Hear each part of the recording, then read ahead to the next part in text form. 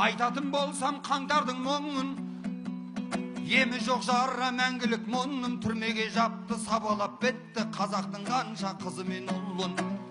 Қуат Найманды таяққа жықты, Жанболаттарды түрмеге тықты. Елді тонаған 200-лер тағы да судан таза боп шықты.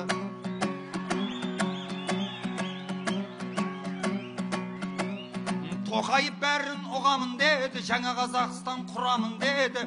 Байлықтың бәрін елге қайтарып, қазақтың бақты қыламын деді. Билік пен халық жарасын дедім, өлеңім қырдан арасын дедім. Бәрінде қойшы, бәрінде айтарсың, қазаққа Құдай қарасын дедім. Өзімнің сырым өзіме мәлім, жауабым болсын сөзіңе жалын. Қаңтарда мен де қалада жүрдім, көзіммен осының көріп, көзіммен бәрін.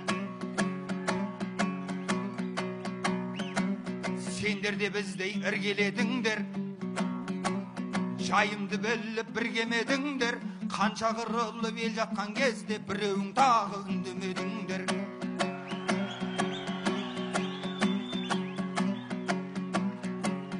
Осылай сөйлеп ақыным ізгі, таңғалсын сөздің татымы бізді. Сендер сияқты бір жан біз, бірақ сендердей біздер бірақ бір жан өртеген жоқпыз театрымызды.